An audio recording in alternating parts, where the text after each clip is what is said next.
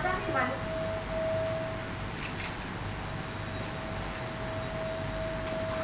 चेहरे पे क्या लगाई?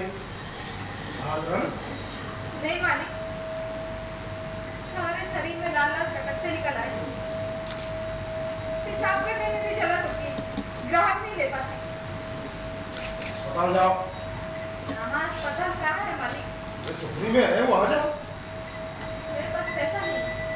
जैसे बने वैसे जाओ। और हाँ, ठीक हो जाओ फिर से वापस आ जाओ। क्या?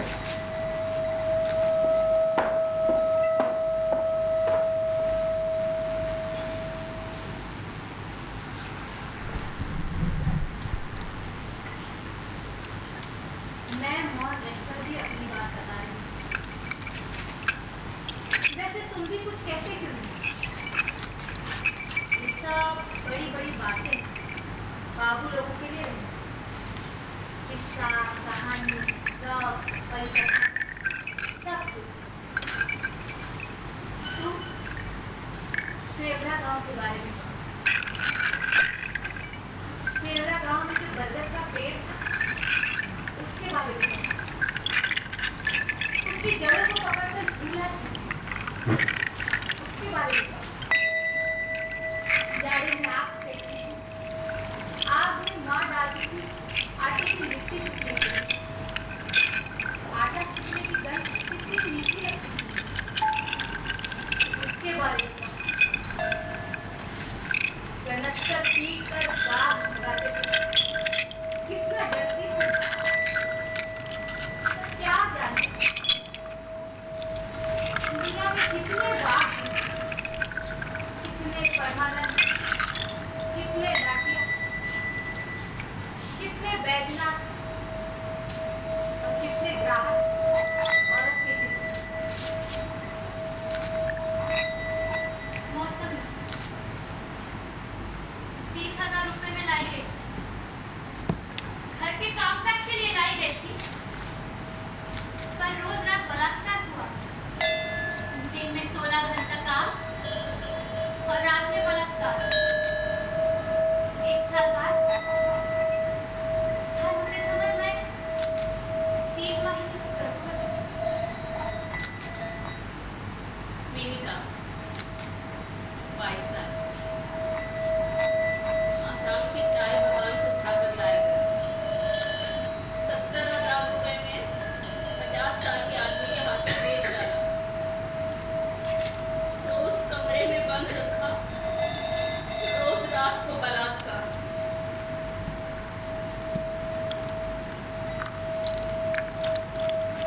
मंजू उम्र 12 साल। हम 5 भाई थे। अकेले पिता के रोजगार से घर नहीं चलता।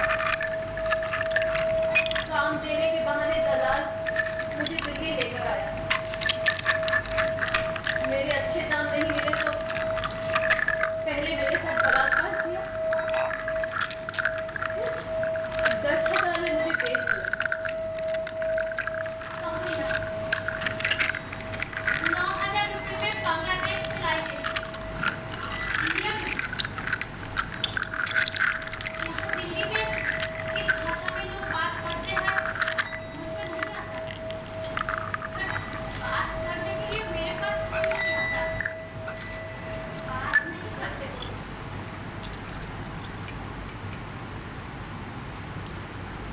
आदिवासी लड़की जरबा कहलाई जाती है। हमने तो कपड़े कभी नहीं पहने, लेकिन दूसरों के लिए मनोरंजन का सामान बनते हैं। मेरे नंगे शरीर को नाचते हुए देखने में टूरिस्ट को बहुत मजा आता था।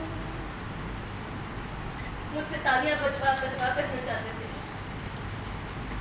एक दिन 6 लोगों ने एक साथ बलात्कार किया और मारकर नाली में फेंक दिया। क्या नाम बताया था तुमने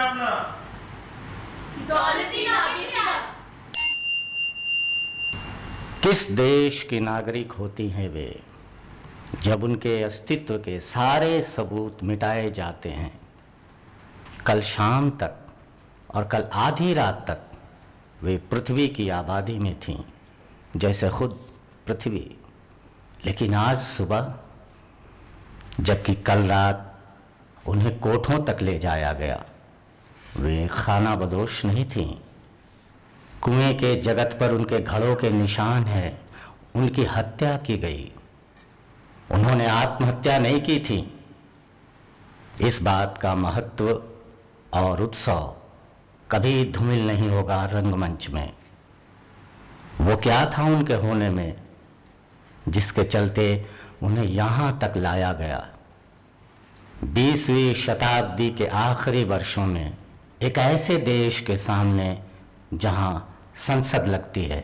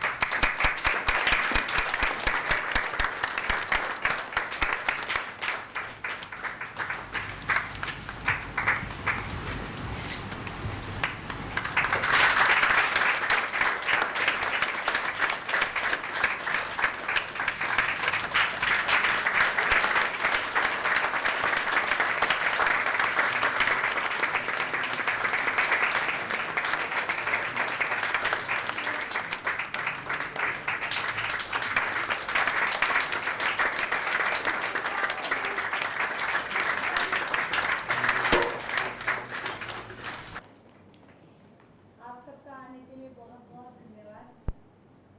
बहुत कम रिहर्सल में हमने ये शो किया है। Thank you so much. आप लोगों के व्यूज के हमको पहले से मतलब